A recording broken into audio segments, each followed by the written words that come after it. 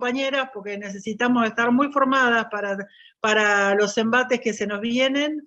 Y bueno, ya después les estaré compartiendo lo que salga de esta reunión en la que estoy participando, para que todas estén al tanto. Un abrazo y bueno, en un rato estoy con ustedes de nuevo. Todo tuyo, Luisina. Gracias, Silvia. Nos vemos ahora en un ratito. Anda tranquila. Son unas semanas terribles. La semana pasada ya había sido una semana terrible, muy movilizante. Ni que hablar de, como dice Silvia, de lo que pasó después de que, al rato de que terminamos la clase del miércoles. Bueno, no, en realidad tuvimos la clase el miércoles. Bueno, lo que pasó el jueves a la noche. Que nos ha atravesado a todas, a todos, a todes, como debe ser, ¿no? Como debe ser. Así que bueno, vamos a retomar algunas de las cuestiones que estuvimos trabajando. Como dice Silvia, varias de las cuestiones que habíamos empezado a abordar tienen que ver con cuestiones que estamos viendo en su peor faceta en la actualidad. A mí me cuesta mucho como elaborar alguna reflexión como más clara, estoy como muy atravesada todavía, no, me cuesta pensar, vieron que a veces para poder pensar y para poder reflexionar también tiene que pasar un poco de tiempo y una tiene que poder tomar un poco de distancia, que yo en este momento estoy muy atravesada y no tengo por lo sucedido, muy asustada, muy angustiada.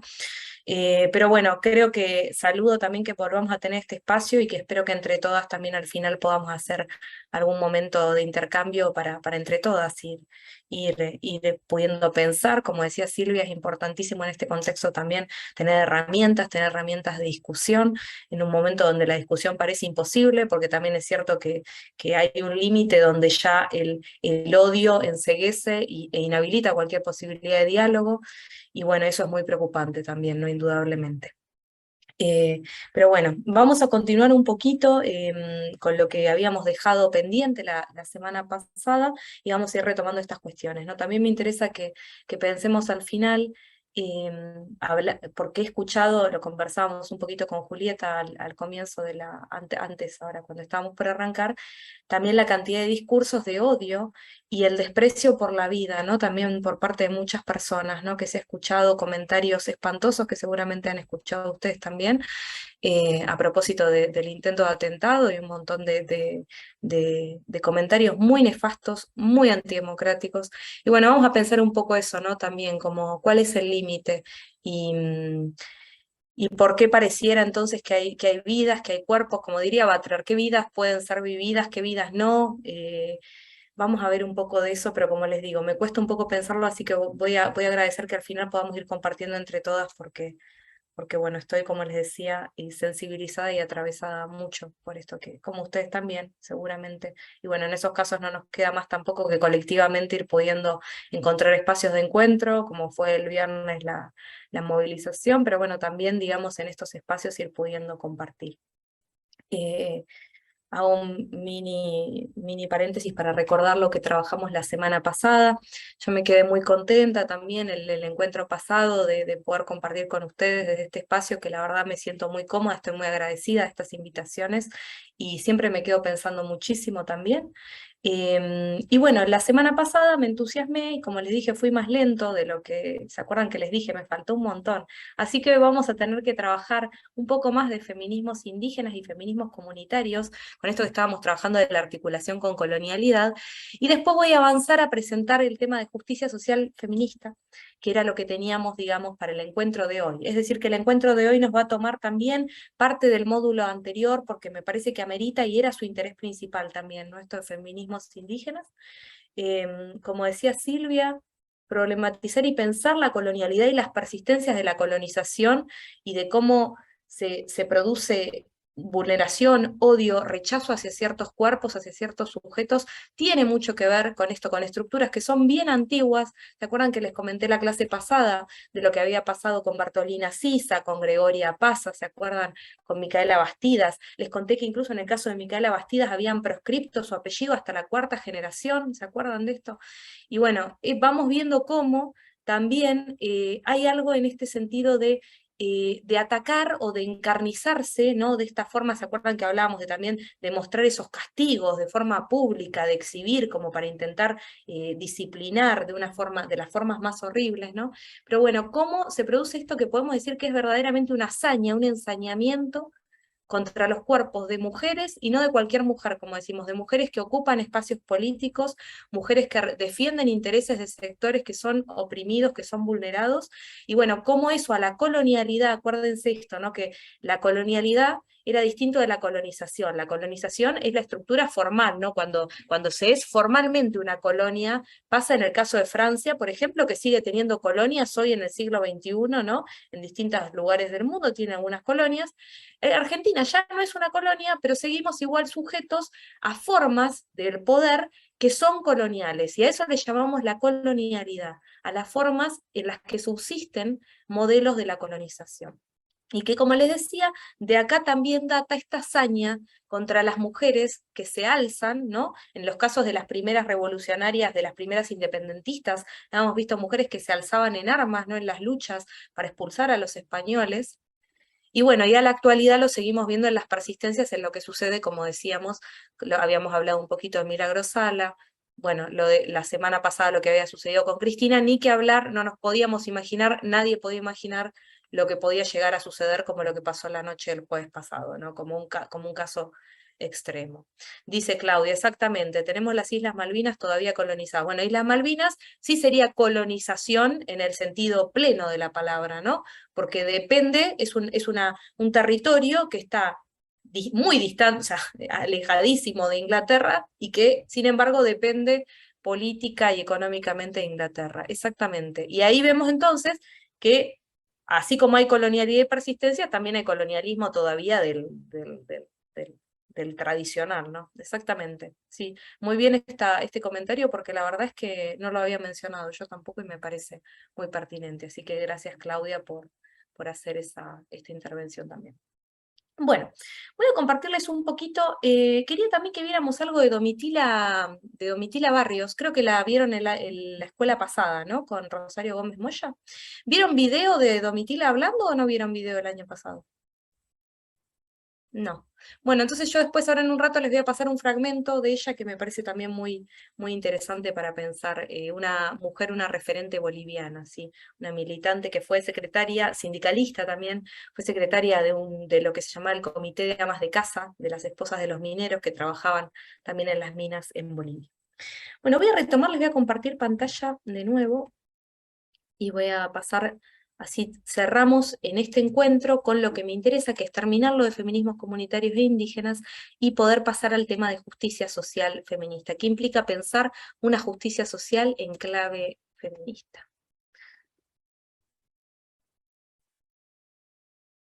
Acá ténganme paciencia que soy malísima con esto de compartir pantalla, pero acá ya estoy. ¿Se acuerdan que conversamos de María Lugones? Hablamos un poco de esto de la colonialidad, hablamos de Joaquín Torres García con el cuadro de las mujeres de las primeras revolucionarias. Bueno, hoy les quiero comentar un poquito sobre lo que llamamos feminismos comunitarios de Labia y Ala, que es una vertiente muy importante de mujeres indígenas que se reconocen como feministas, ¿sí?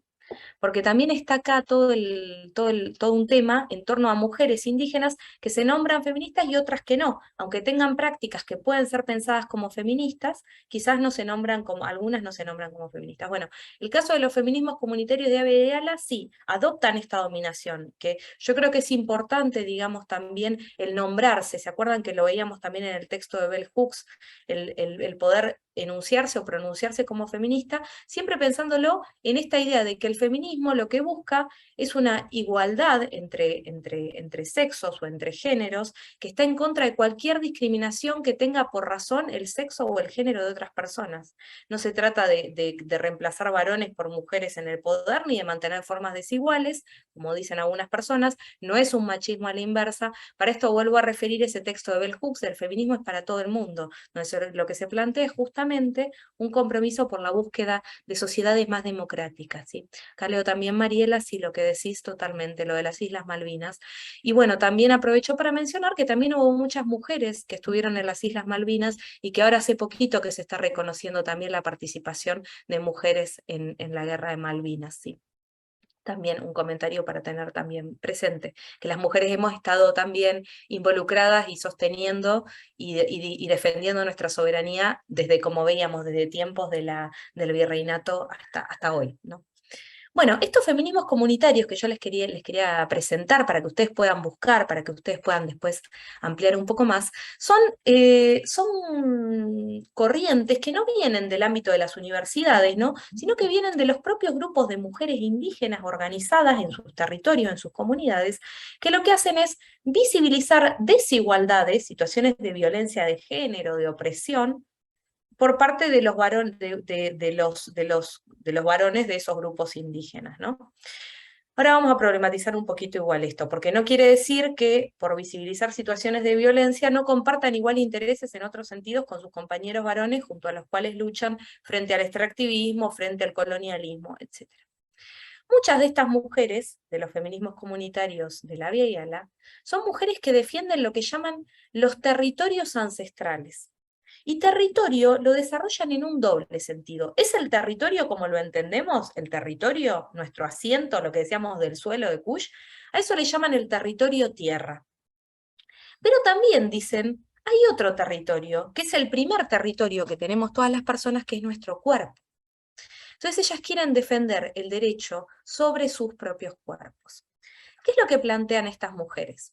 Los grupos indígenas, los grupos de pueblos originarios, en general, varones y mujeres, todos están unidos en la defensa por sus territorios, ¿no? Por recuperar, por ejemplo, en Patagonia, ustedes conocen el caso de Benetton, que compró un montón de hectáreas, ¿no? Entonces hay muchos reclamos, ¿no? En torno a la soberanía y al derecho que tienen los pueblos originarios sobre esas tierras. ¿Por qué? Simplemente porque les pertenecían, porque las cultivaban, porque las trabajaron desde mucho antes de que lleguen los invasores coloniales, ¿no? Entonces hay reclamos en torno a eso y se han concedido derechos colectivos, es decir, no a una persona, a un individuo, a tal singular, descendiente o perteneciente a la comunidad mapuche, sino que a la comunidad entera le dan a título colectivo, por ejemplo, tierras, ¿no?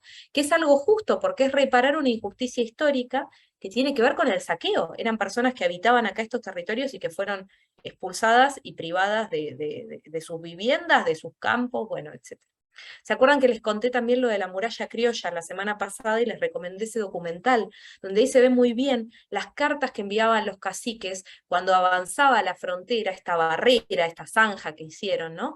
Y cómo iban tomando y ocupando los terrenos que eran aprovechados por las comunidades, y cómo eso, bueno, realmente eso es colonización también, ¿no? Es avanzar sobre el territorio de otra persona, ¿no? Sin ningún tipo de respeto, porque se pensaba que eso era desierto, que eso estaba vacío. No se reconocía que eran sujetos quienes habitaban esas tierras. Bueno, entonces, como les decía, todos los grupos originarios, o casi todos los grupos originarios, tienen en común la defensa por sus derechos ancestrales sobre la tierra, ¿sí? Desde acá en Argentina, en Centroamérica, en México, en Canadá, en todo el continente. Pero lo que dicen las mujeres indígenas, ¿qué es?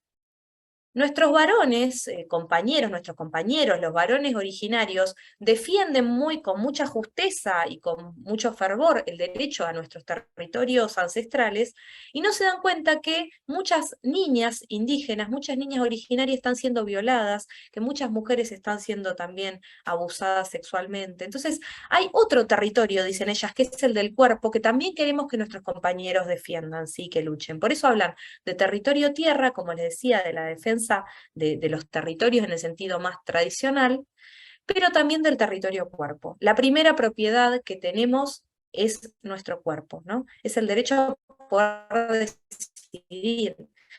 Lo que nos permitió también la ley de interrupción voluntaria del embarazo, tampoco podíamos decidir sobre nuestro cuerpo plenamente, ¿no? Bueno, esto no están hablando ellas de la interrupción del embarazo, pero sí están hablando en contra del abuso sexual, del acoso sexual, que no es para nada exclusivo de comunidades originarias, por supuesto. Ustedes saben que lamentablemente las estadísticas de abuso sexual infantil son tremendas y alarmantes en todo el territorio. Creo que ya habíamos conversado alguna vez de esto también, ¿no? Entonces, estas mujeres indígenas van a dar una disputa en dos frentes, digamos. Por un lado, junto a sus compañeros de los pueblos originarios, van a luchar por lo que llamamos derechos humanos de los pueblos originarios, o derechos humanos de los indígenas. Pero por otro lado, también van a disputar lo que llamamos derechos humanos de las mujeres. Fíjense qué largo que es decir todo esto, porque si decimos derechos humanos, ya debería estar contemplado mujeres, ya debería estar contemplado pueblos originarios, pero como históricamente no ha sido siempre el caso, por eso es que hace falta precisar esto. ¿Se acuerdan que hablamos, creo, el primer encuentro hablamos de Olympe de Gouges? Yo se las mencioné a ella, la revolucionaria francesa. ¿Se acuerdan que cuando fue la Revolución Francesa en 1789 se redactó la Declaración de los Derechos del Hombre y del Ciudadano, que es como un primer antecedente de los derechos humanos, ¿no? Esta idea de que todas las personas nacen libres e iguales, que todas las personas tienen los mismos derechos. Bueno, en 1789 se redacta esa Declaración de Derechos del Hombre y del Ciudadano. Y en esa Declaración de Derechos del Hombre y del Ciudadano, las mujeres no tenían ningún derecho. Entonces una revolucionaria francesa que se llamaba Olympe de Gouges, que también había luchado en la revolución, ahí les copié el nombre, escribe una declaración paralela en 1791 que redacta la Declaración de los Derechos de la Mujer y de la Ciudadana. ¿Qué estaba mostrando? Que las mujeres no estaban incluidas adentro de ese universal hombre, porque ustedes saben que hombre, en nuestra lengua español, y también pasa en francés, también pasa en otras lenguas, quiere decir tanto ser humano como varón.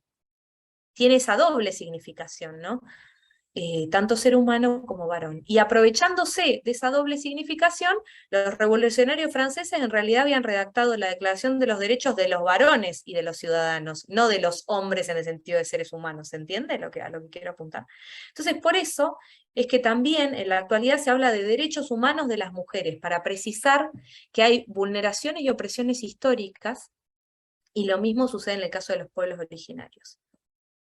Estoy apuntando esto porque parece que es una redundancia. Ustedes me dirían, ¿las mujeres no son ya seres humanos y los habitantes de pueblos originarios no son ya seres humanos? ¿No alcanzaría con decir derechos humanos?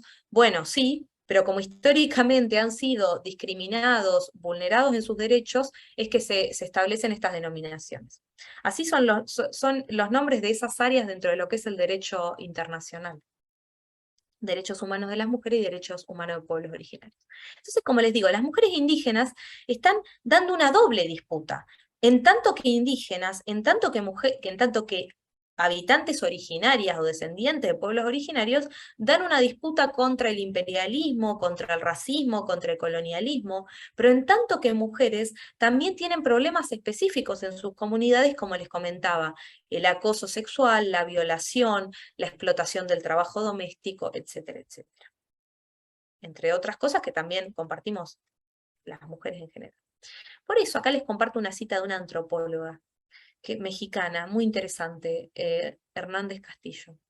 Dice, las mujeres indígenas organizadas se han dado a la tarea de conciliar estas dos reivindicaciones. Por un lado, plantean ante el Estado la necesidad de reconocer el derecho de autodeterminación de los pueblos indígenas.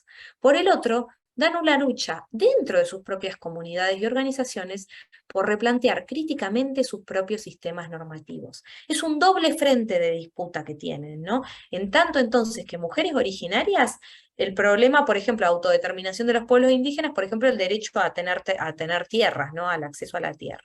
Pero por otro lado, también en el interior de las comunidades, cuando dice esto, replantear críticamente sus propios sistemas normativos, se está refiriendo a que en muchas comunidades originarias hay prácticas que son misóginas, que son machistas, que son sexistas, y ellas también tienen que plantear esa disputa. Y no dejan de ser originarias por eso, ¿me explico? No están afectando contra los intereses de la comunidad, están queriendo que esa comunidad sea más democrática, que sea más justa, que sea más libre, que puedan llevar una vida plenamente libre de violencia, ¿sí? Que es de lo que se trata el feminismo. Una de ellas que les recomiendo muchísimo, ya les he hablado de ella el año pasado y les subí algún video para que vean, a veces viene a Argentina, es Lorena Cabnal, quien está acá en la foto. Lorena Cabnal es descendiente por vía paterna y materna de los pueblos maya, quechí y xinca. Es representante del feminismo comunitario de Guatemala. Y ella tiene una idea que es muy interesante, que es la del patriarcado ancestral. ¿Qué dice ella? En las comunidades también hay formas machistas y sexistas que están internalizadas, que están naturalizadas. Y hay que desarmarlas. Bajo pretexto de que sean ancestrales, no podemos pensar que no se pueden cuestionar. Porque a veces hay situaciones de violencia hacia mujeres en comunidades y se dice, bueno, pero eso pasa así porque siempre fue de esa manera o porque ya es una práctica, una costumbre habitual de esta comunidad. Lo que dice Lorena Cabnal es que algo sea una costumbre no quiere decir que no se pueda modificar. Así como esa costumbre empezó a ser de una forma, puede dejar de serlo y tenemos que luchar para eso. Y tiene una propuesta muy linda que es lo que llama la sanación ancestral, que me gusta mucho, que tiene que ver con recuperar el legado de lucha de otras mujeres, con reconocernos en nuestras abuelas, en nuestras madres, de familia o no.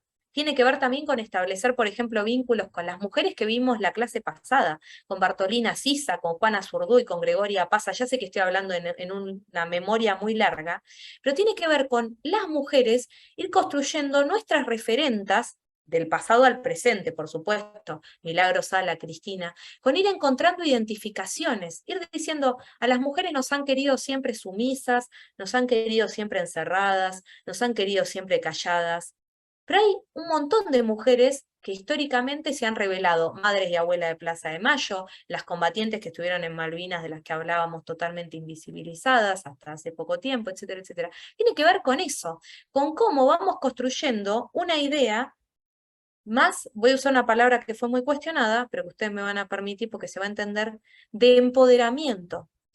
Digo cuestionada porque muchas veces se asoció a algo medio neoliberal, de bueno, empoderate vos, y como algo individual, no, no. Yo estoy hablando como esto que Lorena Cabnal llama el acuerparnos. ¿Qué quiere decir? Hacernos como un cuerpo colectivo, encontrarnos con otras compañeras. Y de esa forma, dice ella, vamos a poder sanar formas de violencia que hemos sufrido históricamente. Esto pasó mucho también cuando fue la discusión por la legalización del aborto, algo de lo que no se hablaba, que era un tema completamente tabú, pero que casi muchas, no digo casi todas, pero muchísimas mujeres habían atravesado en carne propia o acompañando a otra, a una amiga, a una parienta, a una conocida. Y cuando se pudo hablar de esto, cuando se empezó a dar la discusión más fuerte en el espacio público, apareció también esta idea con lo de la marea verde, había algo del orden del acuerparnos. ¿Qué quería decir? En encontrarnos con otras mujeres que habían vivido la misma experiencia y que había sido doloroso, pero si yo me la guardo para mí, no la puedo compartir, es mucho más doloroso. Cuando yo me encuentro con otra y hablo y sé que es otra persona, pasó algo similar, me entiendo y reparo, eso es de lo que habla Lorena Cabnal. Por eso, si la escuchan a ella, van a ver que ella da mucho testimonio de las propias violencias que ella sufrió, porque ella sufrió abuso sexual infantil por parte de su papá. Y ella dice, lo tenía tan naturalizado eso, que yo no sabía que eso estaba mal, porque ella creció naturalizando esa situación, que así es como operan las violencias, por otra parte, presentándose como naturales, ¿no? Haciéndonos creer que no hay otra forma posible, o que eso es lo correcto, que eso es lo único que hay. Ella siempre cuenta que conversando con una compañerita de escuela, su compañerita le dijo, eso que tu papá hace no está bien, le dijo. Y ella ahí, gracias a conversar con esa compañerita de la escuela, se dio cuenta de que estaba sufriendo algo que no debería estar sufriendo, que estaba pasando una situación de abuso, ¿no? Entonces, ella insiste mucho y dice, yo cuento mi experiencia, pero no para revictimizarme. Los truenos que hay escuchan, ¿no? La tormenta está. ¿Vieron recién el relámpago? Nos acompañan las fuerzas de la naturaleza para acuerparnos en este proceso de sanación. Tiene que ver, dice Lorena entonces, no con revictimizarnos, porque estar contando todo el tiempo situaciones de violencia también es doloroso y es difícil, pero ella dice, yo cuento esto para que otras compañeras indígenas escuchen esto que yo estoy haciendo, se identifiquen y sepan que no es normal, que no debe ser así, que la violencia sexual es inadmisible, que si está instalada como costumbre hay que erradicarla como costumbre, porque como les decía, así como se instaló una costumbre, se desarma una costumbre, porque todas son prácticas históricas, y no son cosas esenciales e inamovibles. Entonces, como les decía, esta propuesta de ella, del acuerparnos, tiene que ver con encontrarnos con otras mujeres, compartir experiencias, ¿sí? También tenemos que encontrarnos con nuestros compañeros varones de militancia, de lucha, pero también tiene que haber espacios donde podamos encontrarnos nosotras, que esto es lo mismo que decía Bell Hooks, ¿se acuerdan que hablaba de la importancia de que haya espacios también, como tuvimos, ¿no? El año pasado fue solo para mujeres y disidencias, y este año se abrió la escuela para que pudieran cursar también compañeros. Bueno, es buenísimo, ¿no? Esta idea de tener espacios específicos y espacios compartidos, para poder debatir entre nosotras y también debatir con los compañeros, ¿no? Bueno, esta propuesta de acuerparnos me parece que es muy, muy interesante, y ella dice, tiene algo muy lindo que viene de las cosmogonías, de las filosofías de estos pueblos originarios, que es lo que se llama el In Lak'ech, que dice, sanando yo, sanas tú, y sanando tú, sano yo. Sanando yo, sanas tú, y sanando tú, sano yo. Es una idea de reciprocidad. ¿Por qué? Porque estos pueblos originarios, estas comunidades, piensan la vida como una red, como una trama. Es decir, si una persona está sufriendo, yo también estoy sufriendo. Si mi hermana, si mi amiga, si mi mamá está sufriendo, yo también estoy sufriendo. Entonces, esta idea de la sanación es grupal porque también está esta idea de reciprocidad, de que entre todas vamos sanándonos, vamos contando lo que hemos pasado.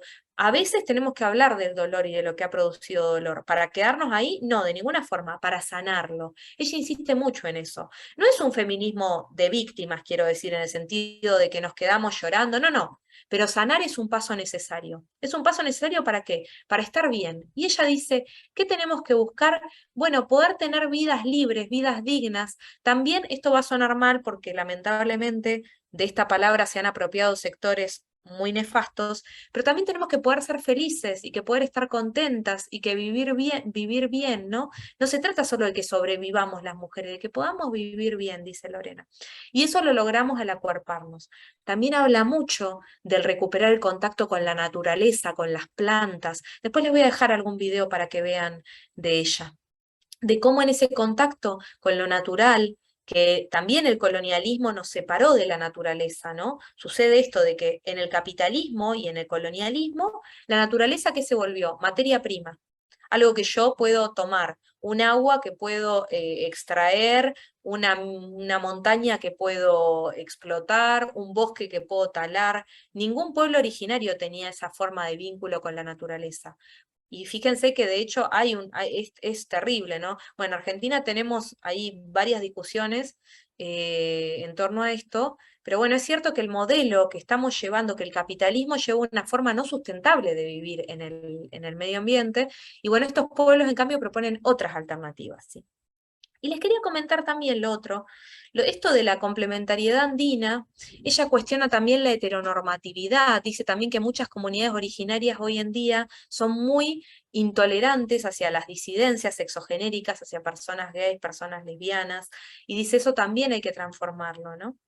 Y por eso ella habla de mujeres, cuerpos plurales. En uno de los videos que yo les voy a compartir después de la clase, ella agarra dos hojitas de un árbol, de un mismo árbol, y son muy distintas. Y dice, estas dos hojitas las saqué del mismo árbol, pero fíjense qué diferentes que son. Esta tiene este color, tiene esta forma, este cambio es más chiquita, está más abolladita o no, tiene unas vetas más marcadas o no.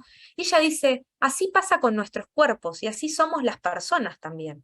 Somos parecidas, pero también tenemos un montón de diferencia y nuestros cuerpos son así. Entonces ella habla de mujeres, cuerpos plurales.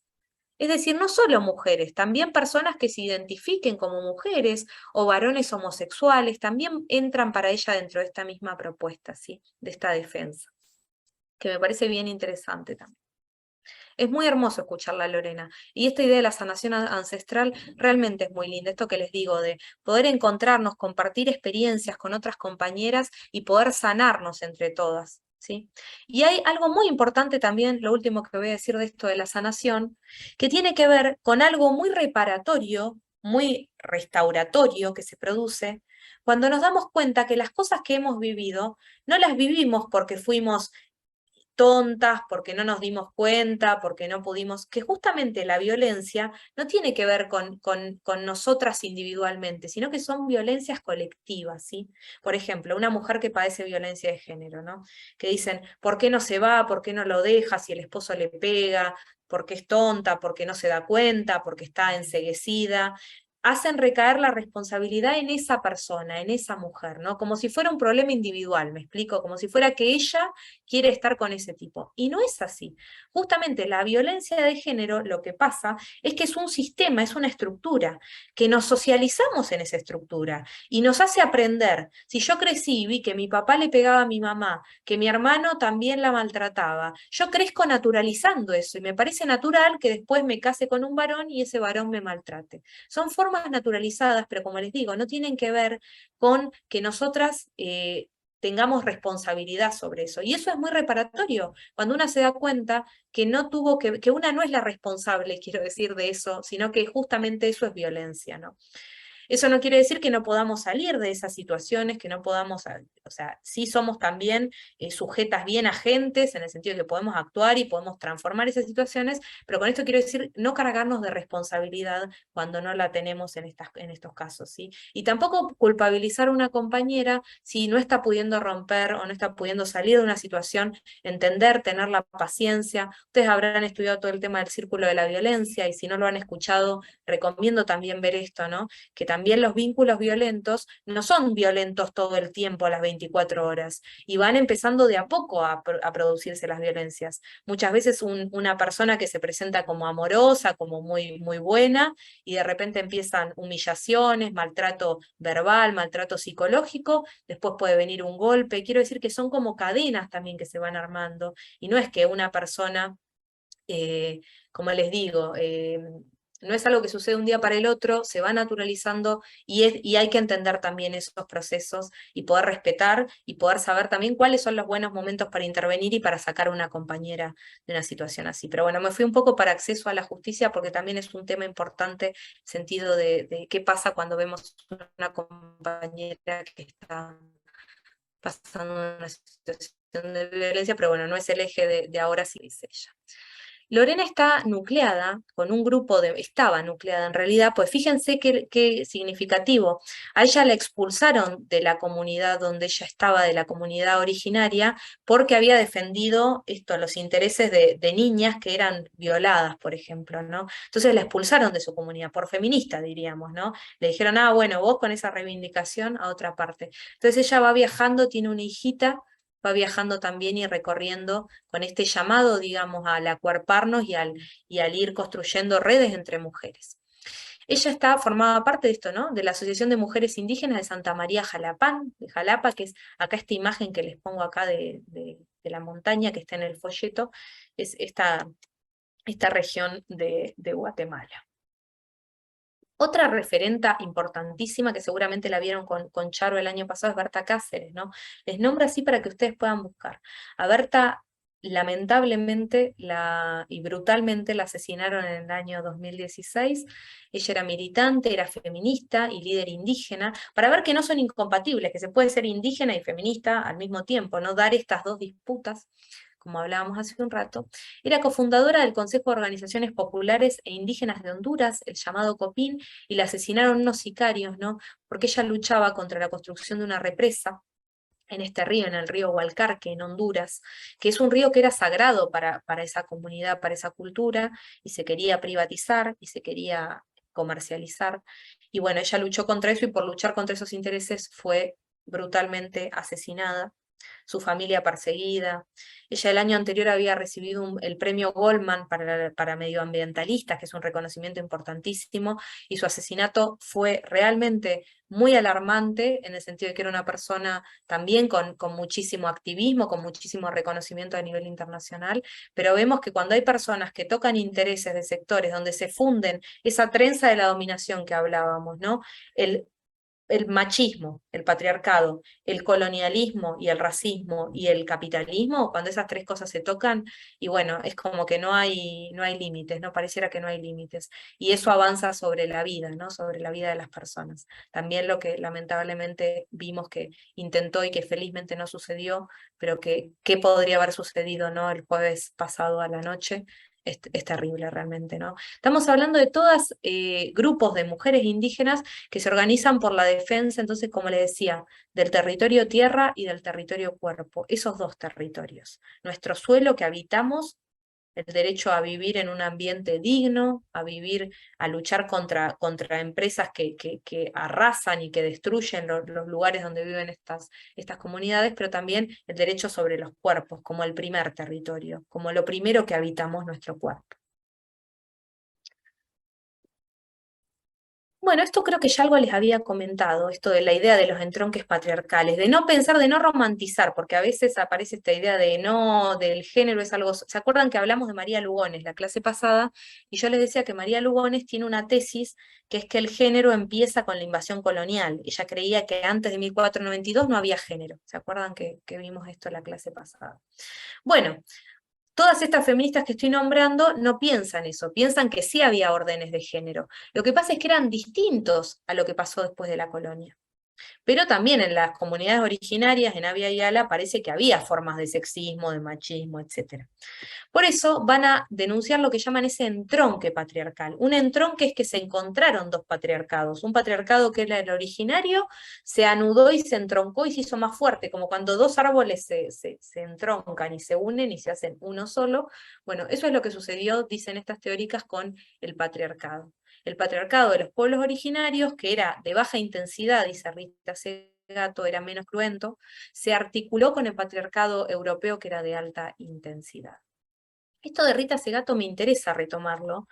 ¿Por qué? Porque ella, ¿por qué dice que era? Es polémico decir que había un patriarcado de baja intensidad, pues es como decir que era menos malo, por decirlo mal dicho, ¿no? ¿Cómo puede ser menos malo un patriarcado? Si es patriarcado va a ser malo, ¿no? Bueno, ella dice patriarcado de baja intensidad, retomando a una feminista comunitaria boliviana, que es Julieta Paredes. Ella dice, es de baja intensidad porque las actividades había actividades que hacían las mujeres y había actividades que hacían los varones. En general, las mujeres no tenían plena participación en las deliberaciones de asuntos que atañían a la vida de la comunidad, las guerras tampoco solían participar, a veces sí, a veces no, pero bueno, en general no. Pero, dice ella, sí eran consideradas igual como sujetas valiosas. No existía, dice ella, la división entre lo público y lo privado.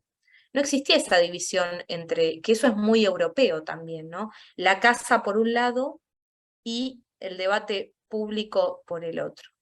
Y ella dice que la colonización lo que va a hacer es imponer esa división, va a encerrar a las mujeres en las casas. Las mujeres, dice ella, antes no estaban encerradas en las casas, producían actividades que tenían mucho valor, como la producción de alimentos, la confección de vestimentas, todo eso no era considerado algo sin valor en las comunidades. A partir de la colonización, dice sí, se va a encerrar a las mujeres en las casas y se les va a quitar significado a esas actividades. Fíjense que por eso entonces puede ser que encontremos tantas mujeres que lucharon y que se alzaron en armas en las primeras guerras de independencia, porque en Europa no hubo tantas mujeres luchando en armas en los mismos periodos, digo, y acá sí, porque bueno, tiene que ver con ese papel, con un lugar más político que tenían las mujeres en las comunidades, aunque como les digo, en las guerras en general no participaban, en las guerras entre comunidades, en las disputas, pero sí cuando fue la colonización, las mujeres enseguida salieron también a pelear. Y eso puede tener que ver con esto, ¿no? Con que el lugar que ellas tenían en las comunidades era un lugar diferente y que después claramente su situación empeora con la colonización. Se transforma ese patriarcado de baja intensidad en un patriarcado de alta intensidad, súper cruento, ¿no? Que además va a imponer algo que es cierto que no había, según dicen en las comunidades, que es una asociación entre genitalidad y género. Porque en las comunidades había muchos casos de lo que se llamaba tercer género o doble espíritu, que eran personas que podían nacer, por ejemplo, un hombre, entre comillas, que nacía con pene, pero se sentía mujer, entonces se le aceptaba que transicionara, o que viviera una vida como una mujer. No había esa vinculación entre anatomía genital y género tan fuerte. Y con la colonización sí se va a imponer esta idea de que vos tenés determinada genitalidad, por ende tenés que tener determinado género y no podés modificarlo, ¿no? Y a partir de ahí la heterosexualidad obligatoria, es decir, una persona se tiene que vincular con otra del sexo género opuesto, mujeres con varones y no mujeres con mujeres, sino varones con varones, etc. Hay muchísimos reclamos y derechos, les menciono algunos para que ustedes puedan buscar, de derechos, declaraciones de derechos de mujeres indígenas. Uno de los primeros hitos es el de las mujeres zapatistas, que esto pueden buscar. La Ley Revolucionaria de Mujeres de 1993, cuando fue el alzamiento zapatista en el estado de Chiapas, fíjense lo que exigían: derecho a participar en la lucha revolucionaria, que lo exigían y lo consiguieron. Derecho al trabajo y al salario justo, a decidir el número de hijos, a elegir la pareja libremente, a la integridad física, y también, fíjense, acceso de las mujeres a cargos jerárquicos y de mando, es decir, la plena participación de las mujeres como sujetas políticas, ¿sí? Bueno, hay un montón de casos. Actualmente, y esto les quería compartir también, existe el movimiento de mujeres y diversidades, agregaron, antes era movimiento de mujeres indígenas por el buen vivir, y ampliaron movimiento de mujeres y diversidades, como diría Lorena Cabral, mujeres cuerpos plurales, indígenas por el buen vivir. Y esto yo no sé si ustedes estaban al tanto, por eso lo comparto, que en el 2021, o sea, hace poquito, hicieron una caminata plurinacional bajo esta consigna, basta de terricidio. ¿Habían escuchado esto del terricidio ya alguna vez? Terricidio sería como el asesinato de la tierra. Es como, vieron la terminación está cidio, como femicidio, es el asesinato de una mujer por el hecho de ser mujer. Terricidio es como el asesinato de la tierra, como también el ecocidio, ¿no? ¿Qué pasó? Mujeres, como les escribí acá, de 36 pueblos indígenas, marcharon desde distintas regiones del país, desde todos los puntos del sur, del norte, del noroeste, del litoral, hasta la Casa Rosada, donde tuvieron una reunión, fueron recibidas y parece que fue productivo, y reclamaron contra esto, el terricidio. Tenían dos consignas principales. Un crimen, dice ellas, que tiene que ser, por acá Sierra pasaron, dice. Mirá, por Sierra de la Ventana. Caminaron o sea, fueron una caminata que tomó un montón de tiempo. Ellas salieron el 14 de marzo porque querían llegar el 25 de mayo a la Casa Rosada y llegaron ahí por esa fecha, ¿no? Reclamando dos cosas. Contra el terricidio, como les decía, fíjense, para que se lo considere, es decir, terricidio sería contaminación ambiental, apropiación de territorios de forma ilegal de territorio de las comunidades, etcétera, para que se lo considere crimen de lesa humanidad y de lesa naturaleza. Fíjense qué interesante también esa definición. Es decir, no solo crímenes de lesa humanidad, sino de lesa naturaleza. Porque en estas concepciones, la tierra también es un ser vivo, también tiene derechos, ¿no? La Constitución del Estado Plurinacional de Bolivia reconoce los derechos de la Pachamama, por ejemplo. Constituciones como las de Ecuador también, ¿no? Es esta idea del buen vivir, del sumac causai o del sumac camaña, ¿no? Hay otra idea de dignidad y hay una idea de la dignidad del medio ambiente, del territorio, que es súper importante también, porque la colonización también nos ha distanciado mucho de eso, también nos ha separado. Lo digo yo que vivo en un piso 10, ¿no? Que estoy, bueno, trato de llenarme de verde para reconectar con eso. También luchan por la consulta previa, dice, sí, también, para poder tener participación aparte en cuestiones que las atañen directamente, por ejemplo, si se va a instalar un proyecto de minería o una represa, etcétera, etcétera. También otro reclamo muy importante que hicieron, no solo contra el terricidio, sino contra los feminicidios y contra el chineo, que es uno de los principales, de las principales consignas que está teniendo el movimiento de mujeres y diversidades indígenas por el buen vivir. ¿Qué es el chineo? Es la violación de niñas y jóvenes y adolescentes de pueblos originarios por parte de varones criollos de élites del poder en distintas regiones, ¿no? Que está totalmente instalado y naturalizado. Eso tiene que ver también con lo que trabajamos la clase pasada, de cómo las mujeres colonizadas, las mujeres originarias, son vistas como objetos que se pueden utilizar, que se pueden poseer, ¿no? Esta idea de, fíjense ustedes, hablamos alguna vez ya, de el conquistar, ¿no? Cuando se dice que se conquistó América, conquista tiene un sentido de que se conquistó un continente, se colonizó un continente, y también se usa conquistar cuando dicen que un varón la conquistó. Y eso tiene que ver también con una soberanía sobre un territorio, no es inocente, digamos, esa expresión. Entonces, lo que están denunciando estas mujeres, esto lo pueden buscar, tiene varias redes, el movimiento tiene Instagram, tiene Facebook, el movimiento de mujeres diversidades por el buen vivir, están con el hashtag muy fuerte, basta de chineo, para visibilizar esa situación que está muy naturalizada, como les digo, de violación de niñas y de jóvenes de comunidades indígenas, de grupos indígenas, por parte de estos varones que se creen los dueños de las tierras y de los territorios cuerpos, ¿no? No solo son los dueños de las grandes extensiones de latifundio y de cosas, sino también se creen los dueños de estos territorios cuerpos, ¿no? Entonces, ahí viene esa defensa del territorio tierra y del territorio cuerpo. Por eso son dos reclamos que están muy hirbanados, ¿sí? Acá ven que está Moira Millán, por ejemplo. basta de terricidio, basta de desmonte, basta de chineo, emergencia humanitaria, bueno, son las consignas que están trayendo, ¿no? Y acá hay muchas veces tensiones en torno con, en este caso no, porque como les digo, ellas marcharon allí, tuvieron una reunión en Casa Rosada, que por lo que comentaron después ellas en sus comunicados y todo, habían quedado conformes, se habían escuchado sus reclamos y todo, pero a veces también son feminismos que entran en tensión con el Estado-Nación, muchas veces los pueblos originarios también tienen reclamos al Estado en el sentido de ser escuchados, de ser respetados, y bueno, ahí entramos en zonas que son interesantes, que son de muchísimo debate, ¿sí? Y ahí podemos pensar, ¿no? ¿Qué puede aprender el Estado de prácticas de estos movimientos y qué pueden aprender estos movimientos también a la inversa de prácticas del universalismo, de derechos, no porque no tuvieran, pero bueno, el lenguaje universal de derechos, es algo que trabaja mucho Rita Segato en varios de sus artículos, que es bien interesante también, que después les puedo compartir también para que lean. Fíjense, acá les leo un poquito del documento que llevaron estas mujeres indígenas. Fíjense que acá no dice feministas, dice mujeres indígenas, como encuentros nacionales de mujeres, o sea, han encontrado este término como más amplio. Decían, 2021. Fuimos empujadas por las sequías, los incendios, las violaciones a nuestras hijitas en el marco del chineo, cansadas de tanta impunidad ante tantos crímenes. No podemos pensar en sanar sin justicia. Es por ello que decidimos caminar, con pasos amorosos y comprometidos por la vida, porque no se trata solo de nosotras, sino del mundo. Son tiempos en los que nos determinan los hechos, convocadas por el llamado de la tierra, de nuestros ancestros y ancestras. Estamos decididas a recuperar el buen vivir como derecho, que es la única alternativa civilizatoria que nos rescatará de un sistema de muerte. Y fíjense si será de muerte el sistema que estamos viendo, también cómo resuena con lo que estamos viviendo acá en nuestro país y con, ¿no?, el total desprecio a la vida en todas sus formas, ¿no?, de parte de distintos sectores y de distintos grupos, ¿no? Eso es el discurso del odio, ¿no?, ese discurso del desprecio a la vida. Y estas mujeres defendiendo por eso el buen vivir, ¿no?, el vivir y el vivir bien, que dicen el buen vivir como un derecho, que es la única alternativa civilizatoria que nos rescatará de un sistema de muerte.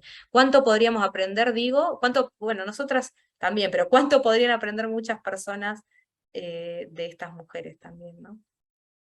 Si es que estuvieran dispuestas a escuchar, pues para poder aprender hay que poder escuchar, y para poder escuchar ya sería un gran paso, si hubiera grupos y sectores que estuvieran dispuestos a escuchar, ya sería un montón. Otra referenta que no quiero dejar de nombrarles, que me encanta, es Silvia Rivera Cusicanqui. Ella es anarquista, sus propuestas, ella es muy crítica del Estado, pero me parece muy interesante también para ir viendo la diversidad de voces que hay en este horizonte de feminismos indígenas también. Ella es socióloga, es bastante conocida en el mundo, ahí dice Simona, así que la ama, sí, es que tiene cosas bien interesantes. También tenemos que poder leer de forma crítica, digamos. Yo también creo que eso es un ejercicio también que es muy saludable y también en este tiempo, ¿no? Leer y cosas que quizás no estamos 100% de acuerdo, o sí, digamos, pero quizás no, y leer, ver qué argumentos se usan, eso nos enriquece y nos fortalece también a nosotras, porque muchas veces también tenemos que discutir con personas que no piensan lo mismo, que es lo más difícil por otra parte. Es fácil discutir cuando discutimos con personas que piensan como nosotras, ¿no? Es más sencillo, porque hay acuerdos de base. Pero ¿qué pasa cuando nos encontramos con gente que no compartimos puntos de vista, puntos de partida? Bueno, ese es un ejercicio que es bien difícil, pero que es necesario también poder hacer. Bueno, en filosofía trabajamos mucho sobre eso, la política, bueno, también eso, la democracia, ¿no? Que eso que está que parece que hay sectores que no están dispuestos de ninguna forma a ningún tipo de diálogo. Bueno, el discurso de odio es una forma de interrumpir cualquier forma de diálogo, claramente, ¿no? El diálogo, dicen los que estudian, les comparto mínimo entre paréntesis, pero bien el caso de lo que está pasando, quienes estudian en filosofía lo que se llaman teorías de la acción comunicativa, dicen que para poder dialogar tiene que haber dos personas que tienen que poder estar dispuestas a escuchar. No solo hay que querer hablar para poder dialogar, hay que querer hablar y que también hay que poder escuchar. Y hay que estar dispuesto o dispuesta a, si el argumento de la otra persona es sólido y te convence, a abandonar una convicción, bueno, si era una creencia que no era válida. Por ejemplo, alguien dice, no sé, yo defiendo, no sé, una discusión por la pena de muerte, y hay una persona que dice hay que defender la pena de muerte, porque qué sé yo, esa persona, si está enceguecida en esa creencia y no está dispuesta a cambiar de punto de vista en el diálogo, no puede discutir, no puede dialogar porque ya está cerrada el diálogo. Entonces, hay que estar dispuesta a escuchar los argumentos de la otra persona. Y como les digo, si son, bueno, ¿qué argumentos habría? Bueno, el derecho a la vida, que es un derecho humano básico, nadie puede defender la pena de muerte sin oponerse a un derecho humano fundamental como es el derecho a la vida. Bueno, de ahí 10.000 argumentos. Entonces, tenemos ese ejercicio, desde las teorías de la acción comunicativa, es bastante, parece algo tan básico y es algo tan difícil y está tan trabado y no. Pero bueno, el discurso de odio rompe cualquier posibilidad de diálogo, porque no se puede dialogar con alguien que está odiado y que está obstinado en un punto de vista, en una perspectiva, así que bueno, al margen. Silvia Rivera Cusican, que como les decía, esto lo retomo por esta idea de leer también cosas que quizás a priori no serían las que diríamos, uy, me encanta esto, lo que dice, qué sé yo, pero también hay que leerlo y que conocerlo y saber cuáles son los argumentos. Y ella lo que quiero retomar de acá, que me parece bien interesante para nuestro encuentro, es lo que ella llama un mundo cheje, esto que se escribe así, yo lo pronuncio medio mal igual, pero bueno, CH''I''XI, que viene de la Aymara, un mundo cheje. ¿Se acuerdan que hablamos la otra vez del mestizaje? Y yo les decía, bueno, ¿qué pasa acá? ¿Qué pasa con las mujeres por ahí que yo no soy una mujer originaria, no formo parte de una comunidad indígena? Tengo algunos antepasadas, como todas tenemos, ¿no? Casi todas, alguna vinculación, pero no me puedo reconocer no formo parte del movimiento de mujeres originarias, quiero decir, porque no es mi propia comunidad esa. Entonces, ¿cómo pensamos algún modelo donde podamos también, si no formamos parte de una comunidad originaria, encontrarnos y enlazarnos? Y ella habla de esto del mundo cheje. ¿Qué es el mundo cheje?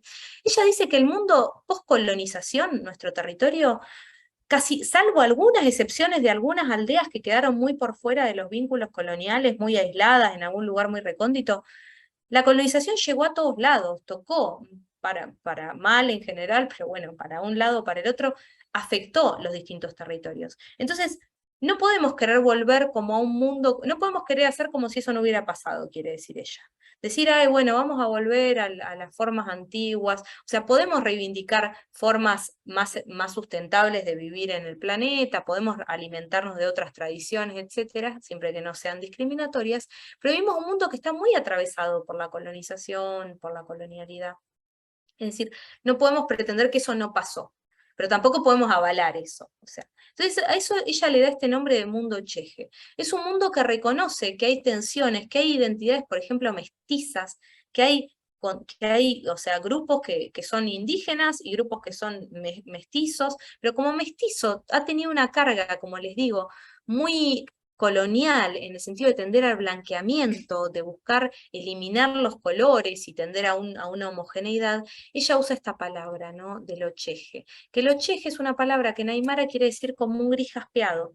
Es como, ¿vieron ese gris melange que está como el gris y hay como puntitos y cositas? Ella dice, un mundo de ocheje es un mundo así, como ese jaspeado, donde cada uno es un puntito ahí, y tenemos distintos colores, distintas formas, distintas anatomías, pero coexistimos sin que nos fundamos todos en una cosa indistinta, cada uno con su singularidad, pero nos podemos encontrar y nos podemos articular, ¿sí? Que reivindique lo disperso y lo plural no quiere decir que ella caiga en algo que decimos en filosofía, que es el relativismo, que es un problema. El relativismo sería, bueno, entonces que cada quien haga lo que quiera, pues somos todos diferentes, entonces no podemos ponernos de acuerdo, cada quien va a manejarse como quiera, va a hacer lo que quiera. Bueno, ella dice que no. ¿Por qué? Porque el límite, si bien todos somos plurales y tenemos estos cuerpos, como decía Lorena también, que son como las hojas de un árbol, que son también todas diferentes, sin embargo, habitamos un único planeta, dice Cusicanqui, y eso nos da el límite al relativismo. Tenemos que cuidar esto que sería el lugar que habitamos, nuestros territorios. También está esta dimensión ecológica muy presente, fíjense en Cabnal, bueno, en Berta Cáceres, en los feminismos comunitarios, en Silvia Rivera Cusicanqui. Por eso dice, si bien lo cheje, esta idea de de esta mezcla, ¿no? De esta tensión. Es un desafío explícito a la idea de lo uno. No podemos olvidar que hay una sola Pacha, un solo planeta, que está atravesando una grave crisis. En vista de ello, no sería posible salirse de un marco ético de planetariedad. Es decir, nuestra ética tiene que ser global, tiene que ser para todos. No podemos decir porque somos distintos que cada quien haga lo que quiera. No, tenemos que poder de nuevo acá esta idea de lo dialógico, ¿no? Como una necesidad. Y eso nos lo da el hecho de que compartimos la Tierra. A un nivel más micro compartimos un Estado. Entonces ahí hay también tenemos que encontrar alguna forma, digamos, hay límites porque no podemos o sea, hay alguna forma hay que buscar, digamos, para esto desde la ética, dice ella, ¿no?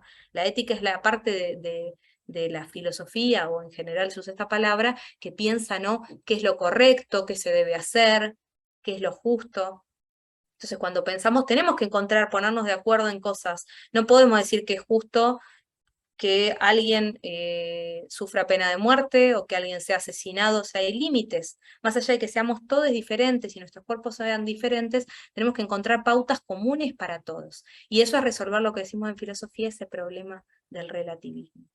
Sino cada quien está en su burbuja, ¿no? Y eso es un problema, eso de que cada quien esté como en una esfera y que no podamos tener alternativas a eso, y que no nos podamos escuchar sobre todo, ¿no? Que es o sea, porque hablar podemos, pero o sea, ¿cuánto nos podemos escuchar?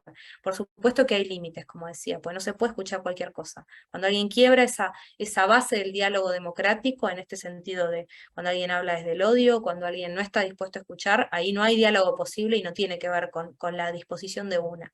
Pero bueno, qué necesario es estas cosas que están trayendo estas mujeres. También tienen que ver con cuestiones que nos interpelan y que podemos ir buscando esos diálogos, esos enlaces que nos sirvan para pensar, ¿no?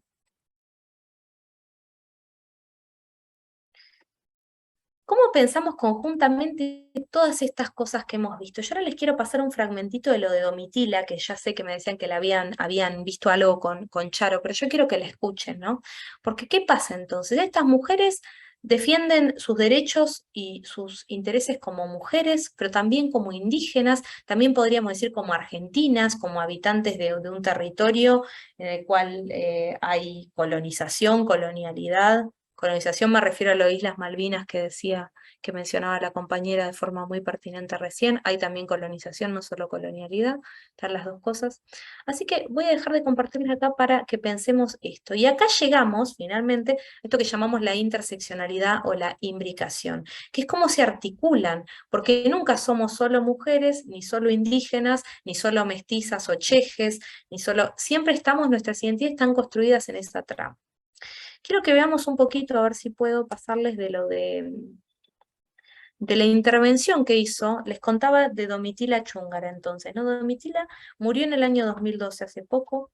Ella era la secretaria del Comité de Amas de Casa de las mujeres de los mineros que trabajaban también en las minas. Fue sindicalista, fue activista por los derechos humanos. Fue una de las mujeres que derrocaron al dictador que estaba en Bolivia, esto es poco conocido también, hicieron una huelga de hambre, se sentaron, empezaron siendo 4 y terminaron siendo 1500 y lograron que se tuviera que retirar el que era el dictador en esa época. Esto está muy lindo contado en un documental donde lo comenta Galeano, quizás ya Charo se los recomendó, ahí se los voy a pasar. Se llama Mujeres de la Mina, que es un documental sobre las mujeres bolivianas que trabajan en las minas.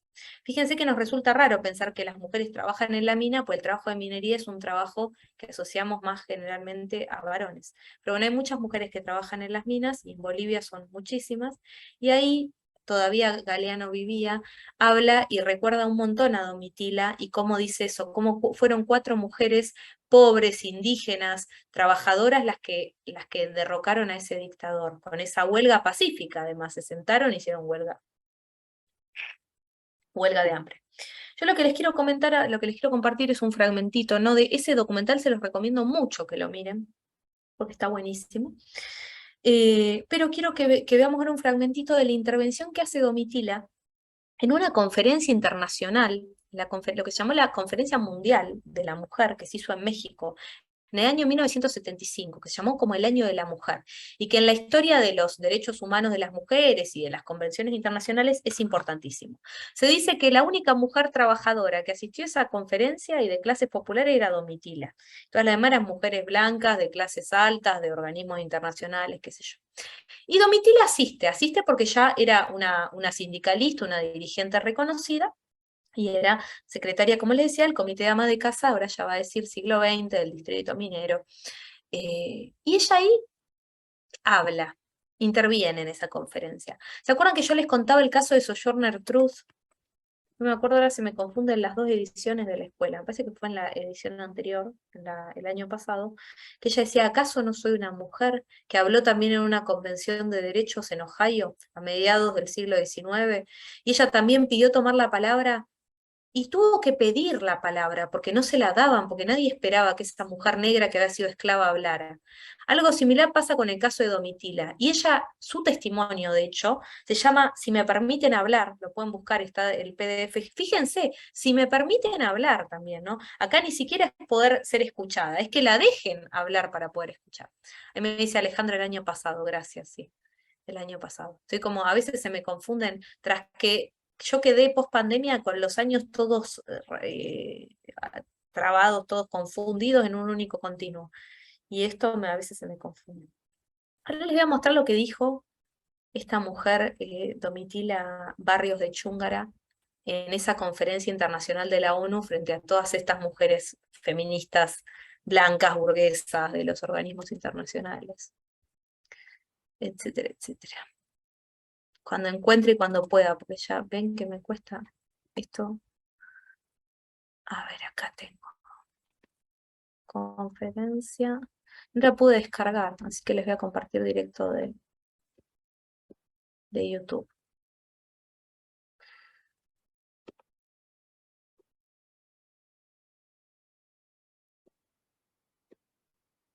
Ustedes me dicen ahora, yo lo voy a poner, me dicen si se escucha bien, porque no sé cómo puede llegar a salir este sonido. Entonces, ¿Se escucha? ¿Eso? estaba llegando una de las Naciones Unidas y los latinoamericanos teníamos que presentar un planteamiento de las mujeres. Entonces, para eso teníamos que discutir. Una de las mujeres de Sinops, ¿no?, era la Yerna de Echeverría, que era el presidente. Entonces, ella estaba dirigiendo esa conferencia mundial de mujeres, ¿no?, como anfitrión. Entonces ella dice que hoy tenemos que presentar nuestra propuesta a la delegada de las Naciones Unidas, y voy a pedir a las compañeras que no se trata de hablar de política y nada más que de política, principalmente las delegadas de tal, y me menciona Bolivia, como la delegada de Bolivia, de Argentina y Chile, que solamente hablan esto, que eso lo dejaremos para otro rato, que ahora hablemos de nosotros, de la mujer, ¿no? Entonces, bueno, yo estando ahí, como sé que no me van a dar la palabra, me subí sobre el asiento y ahí empecé a gritar. Les dije, señoras, perdonen que esta conferencia lo convierta como un mercado. Lamentablemente Bolivia ha sido mencionada y no se me da el derecho de defenderme. Pues yo tengo derecho a defenderme. Y la gente me reconoció y dijeron que le den el micrófono, me llegó a decir. Entonces yo le dije, mire señora, nosotros sí hemos hablado, hay mujeres en nuestro país como las damas rotarias, las damas leonas, que se les da un derecho a organizarse. ¿Y qué hacen esas damas? Solo jugar al rami, a la canasta, y acordarse que en la Navidad los pobrecitos niños no tienen un chocolate y con eso han limpiado todas sus culpas. Pero ¿qué pasa cuando las mujeres de los mineros nos organizamos nosotros? ¿Y qué pasa cuando nosotros reclamamos por mejores condiciones de vida para nuestros esposos, para nuestros hijos, cuando reclamamos por más leche? Nos dan 2 tarritos de leche condensada a la semana a nuestros hijos. Y siendo una leche endulzada no es ni media cucharilla para la semana para nuestros hijos. Entonces le dije, ¿qué pasa con eso? Entonces nosotros somos encarcelados, torturados. Ahí sí hay igualdad para el hombre y para la mujer. Senay me dijo, mira, no nos olvidaremos, hablaremos de la mujer, porque hay del feminismo, me dijo, porque hay un ismo que une a todo. No sé si te has dado cuenta, me dice. El feminismo tiene una palabra que termina en ismo, Capitalismo, imperialismo, socialismo, comunismo, todo termina en mismo, y eso es lo que nos une a todas las mujeres del mundo, sea de donde sea. Entonces yo quiero que hablemos de eso de la mujer. Está bien, señora, está bien. Sí había habido un mismo que nos une entonces, pero no somos iguales. Yo le voy a mostrar todo. Hace una semana que yo la conozco a usted. Hace una semana que la veo salir de aquí, llegar aquí con un traje muy elegante, ¿no? Muy bien peinado, que seguramente se lo hace peinar en una buena peluquería usted. Sin embargo, yo no. Todos los días a la salida está un chofer esperándole con un coche muy hermoso, muy elegante.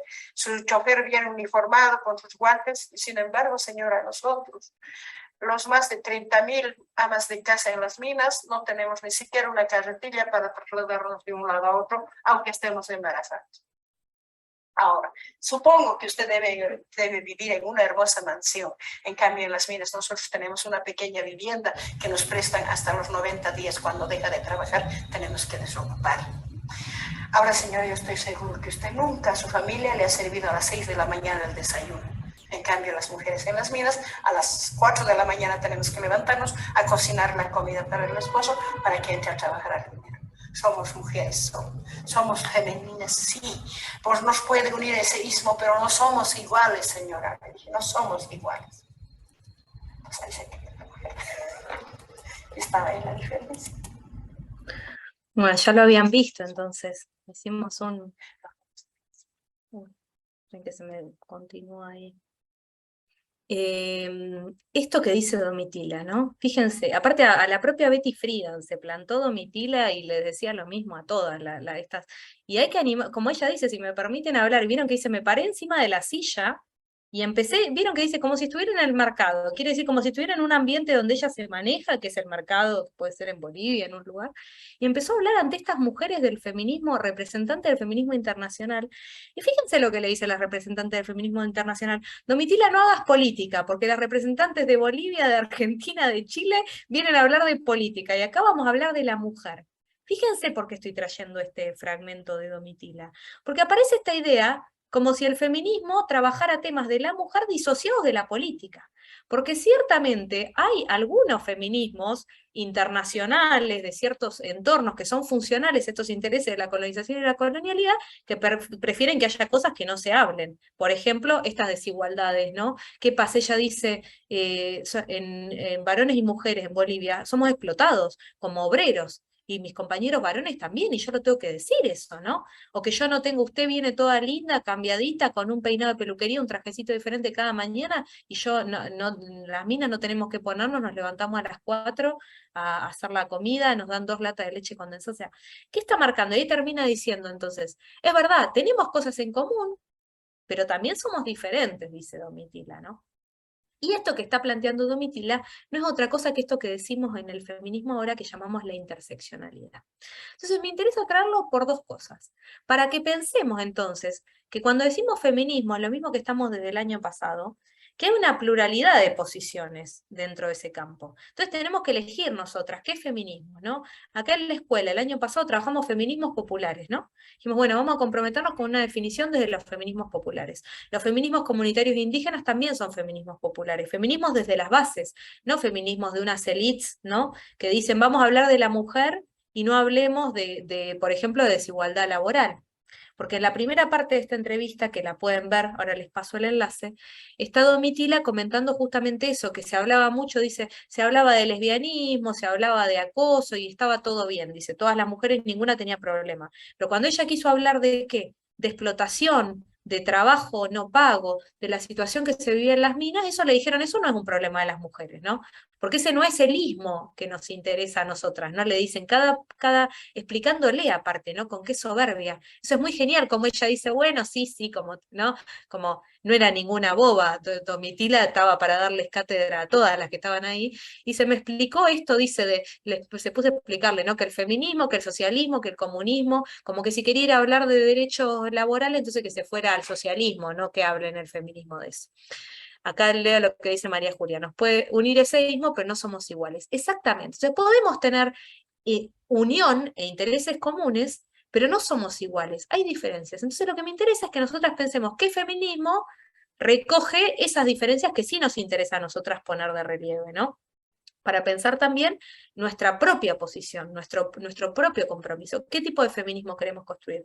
Feminismos populares, decíamos, ¿no? Bueno, y yo ahora lo que quiero que veamos en esta segunda parte es lo que tiene que ver con esto que le llamamos justicia social feminista, que es un tema que está ahora bastante discutido. Bueno, ya teóricamente hemos discutido justicia social, pero me refiero a las teorías feministas más hegemónicas. Van a ver que ahora vamos a hacer un salto a las feministas blancas, europeas, etc. Pero bueno, eso de Domitila me parece impecable y yo no la había traído ni el año pasado ni este. Sé que Charo la trabajó y que hablaron de ella el año pasado. Les recomiendo mucho que miren los videos de ella. Este está en YouTube. Ahora esperen que se los voy a pasar o se lo mando después a Silvia para no perder tiempo y tomar este último ratito, se lo paso, y el de si me permiten hablar, también increíble, ¿no? Porque ¿qué está diciendo entonces Domitila? ¿En qué no es igual ella? Nos une ese ismo del feminismo, pues somos mujeres, no somos iguales. ¿Por qué? Porque ella es una mujer trabajadora, ella es una mujer racializada, ella es una mujer que vive en un país del tercer mundo, en un país donde hay imperialismo, donde hay capitalismo, donde hay colonialismo, donde hay racismo, donde ser mujer no se puede dividir de esas cosas tampoco, ¿sí? Así que vamos a avanzar un poquito con lo último y ya cerramos. Les decía entonces, ¿cómo pensamos esto que llamamos estos ejes del poder? El poder no es solo el poder sexista, no es solo el poder racista, no es solo el poder imperialista, es la conjunción de todas esas opresiones. Y ahí entre medio de eso están nuestras vidas, nuestros cuerpos. Cuando pensamos, por ejemplo, los ataques, ¿no? Cuando pensamos los ataques que ha sufrido Cristina, ¿no? De parte de la oposición, de parte de muchos discursos, lamentablemente, no solo de la oposición, desde la que está con visibilidad en los poderes, en el Congreso, etcétera, pero también de la oposición de a pie, digamos, de la gente, de discursos, ¿no? De odio. ¿A cuántos políticos varones se los ha insultado de esa forma y maltratado de esa forma? Si pensamos en la historia de la política de nuestro país, y discursos de odio. Cristina y Eva, no encontramos, o sea, el mismo tipo de ensañamiento, ¿no? ¿Hacia quién, digamos, no? La cantidad de esto que decimos de insultos, de maltratos, de expresiones del odio más aberrante y más repudiable. ¿Por qué? Y tiene que ver algo de esto, ¿no? Con que son mujeres haciendo política, defendiendo los intereses de sectores populares, porque a Bachelet yo no he visto tampoco que se la haya, ni a Angela Merkel, no he visto que se insulte de esa forma, digamos. Entonces hay algo que pasa cuando una mujer, como digo, hace política y no solo defiende intereses de las mujeres, sino que también defiende intereses de los sectores históricamente relegados. Y ahí es donde vemos estas alianzas prácticas, eso cómo opera prácticamente esto que llamamos la interseccionalidad, que es una categoría de análisis, ¿sí? O también lo llamamos imbricación, lo que nos permite ver esto, ¿no? Bueno, esto lo trabajamos el año pasado, lo de interseccionalidad. Voy un poquito para atrás. La interseccionalidad quiere decir que nosotras, nuestros cuerpos, nuestras vidas, están en la intersección entre muchas formas del poder y muchas formas de dominación, que las experimentamos en carne propia. Y las personas, depende qué posición tengamos en cada una de esas relaciones de poder, van a tener mayor privilegio o menor privilegio. Vamos a estar en una situación más favorecida o menos favorecida.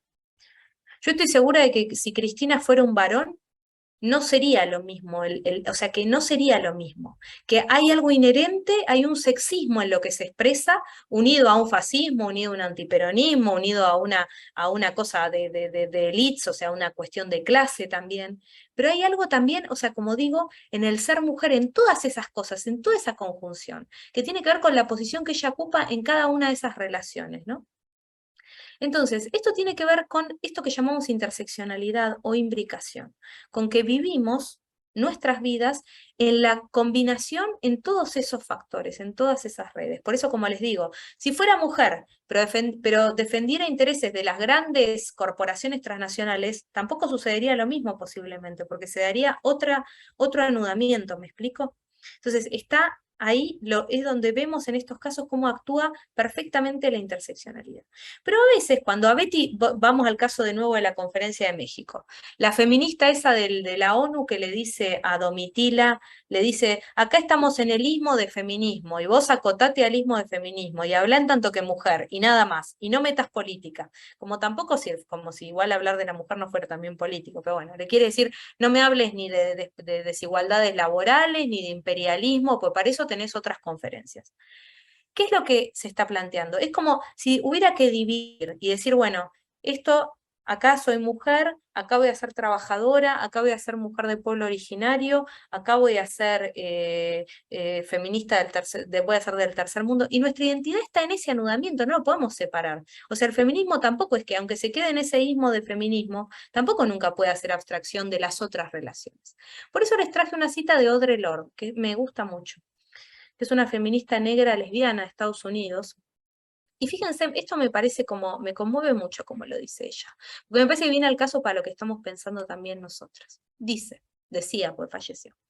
Tiene unos escritos muy lindos, ella estuvo enferma de cáncer, el diario del cáncer también pues las mujeres también hemos hablado mucho de nuestras dolencias y hemos también podido, en diarios, por ejemplo.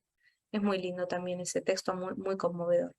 Esto es de un libro que es una compilación de ensayos que se llama La hermana a la extranjera. Ella dice, siendo como soy una feminista lesbiana y negra que se siente cómoda con los diversos no veo y múltiples, creo que dice, me tapa justo, y múltiples ingredientes de su identidad, así como una mujer comprometida con la liberación racial y sexual, me encuentro una y otra vez en la situación de que se me pida que extraiga de mí misma uno de los aspectos de mi ser, y lo presente como si fuera un todo, eclipsando y negando las demás partes que me componen. Pero vivir así es destructivo y fragmentario. Para concentrar mis energías, necesito integrar todas las partes que soy, sin ocultar nada, permitiendo que el poder que emana de las distintas fuentes de mi existencia fluya libremente entre mis distintos seres. Solo así puedo ponerme a mí misma con todas mis energías al servicio de las luchas a las que me entrego y que forman parte de mi vida. Fíjense que esto me parece maravilloso, ¿no? No, me piden que yo me defina y diga si soy feminista, si soy militante antirracista, si lucho por los derechos de las disidencias como lesbiana, si lucho por los intereses de los sectores populares. Y yo no puedo, dice ella, vivir de esa forma fragmentaria, porque yo soy todo eso. Y la fuerza está en juntar todo eso, ¿no? Por eso dice eso, ¿no? Que ella su energía la tiene que poner para concentrar todas esas partes. Es como si ustedes vengan y dijeran, pero usted compañera, ¿qué está? ¿Qué lucha? ¿Por la justicia social o por los derechos de la mujer? Por todo. O sea, vamos por todo, porque luchar aparece también esta idea como si los derechos, esto lo escuché la otra vez y me pareció genial, como si los derechos fueran bienes no renovables, fueran como recursos tan escasos, ¿no? Luchar por un derecho no atenta contra los otros derechos, luchamos por todos esos derechos, en tanto que mujeres, en tanto que pertenecientes a las clases trabajadoras, por los intereses de los sectores populares, de los desposeídos, de las desposeídas. O sea, entonces, presentarlo por el antiimperialismo, por el antirracismo, querer dividir estos ítems, es algo que dice Audre Lorde, es destructivo y fragmentario. Entonces, vamos por todo. Y a eso es donde viene esta idea de la justicia social en clave feminista, ¿no? Que es lo que yo les quería plantear. Entonces, ¿por qué luchamos? Por la igualdad de género, por terminar con el racismo, por hace un rato, por la descolonización plena, por una vida digna. Había puesto yo esto que lo hice antes del jueves, por la vida, por la defensa de la vida directamente, ¿no? Bueno, son incompatibles, ¿no? Entonces, el desafío es pensar desde el feminismo, pero más allá del feminismo. Esto que estamos planteando, que estoy insistiendo con esto desde desde el año pasado y que estamos insistiendo todas, ¿no? Una lucha conjunta, que no parezca que una cosa escatima a la otra, ¿me explico? Que si vamos a luchar por los derechos de las mujeres y de las disidencias sexogenéricas, no estamos escatimando nada de los derechos del pueblo, digamos. Es una lucha conjunta, hay que dar la lucha a los diferentes frentes, ¿sí? No hay que invisibilizar las diferencias que hay, pues si invisibilizamos la diferencia también es un problema. Pasa lo que le pasó a Domitila, que le dijeron, usted hable como mujer, y listo. No, hay que reconocer las diferencias para encontrar lo que tenemos en común. Dice también Audre Lorde, lo que nos divide no son las diferencias que tenemos, es no ver las diferencias. Las diferencias no nos separan, pero si no vemos las diferencias, sí, vamos a estar cayendo en un problema. Entonces, establecer objetivos comunes y plantear una forma conjunta. ¿Qué sería pensar una justicia social? Esto es como lo más esquemático, pero se los cuento desde la filosofía para que también tengamos algunos elementos y algunas herramientas para pensar.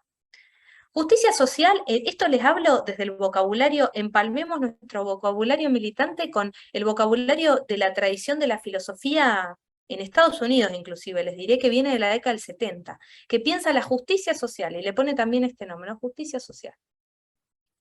Tiene que tener sí o sí dos dimensiones, para que haya una sociedad justa, para que en una sociedad podamos habitar de forma realmente democrática, tienen que cumplirse dos dimensiones. Una dimensión es lo que llamamos reconocimiento. Esto yendo bien a lo filosófico. Acá yo les puse una fotito de Judith Butler, porque es una de las principales referentas de esta posición, ¿no? De esto. ¿Qué quiere decir reconocimiento? Que si queremos vivir en una sociedad justa, tiene que haber un reconocimiento de que hay identidades que son plurales y que son diversas. Un reconocimiento de que hay distintas formas, como decíamos esto de las hojitas, de que hay distintos cuerpos, de que hay distintas orientaciones sexuales, de que hay personas lesbianas, personas trans, personas travestis, personas gays, personas pansexuales, personas intersexuales, etcétera, etcétera, que históricamente han sido invisibilizadas por un modelo hegemónico, ¿no? Que solo pensó en varones y en mujeres, ¿no? Vinculados a través de relaciones exclusivamente heterosexuales. ¿Qué es lo que ha pasado con eso? Este modelo que Butler lo llama el sistema de sexo, género, deseo, es un sistema que busca que haya una coherencia todo el tiempo entre esos tres conceptos. ¿Voy bien o estoy muy filósofa con esto? ¿Vamos bien? ¿Qué dice Butler? El sistema, la hegemonía, lo que busca es todo el tiempo producir una alineación entre tres cosas que son distintas, que son el sexo, el género y el deseo. El sexo es lo que nos asignan al nacer, ¿no? Esta cosa macho-hembra, vamos a decirle, varón-mujer, pero en el sentido de la anatomía genital, que se establece mirando una ecografía y dicen, ¿hay pene o no hay pene? Varón-mujer, listo.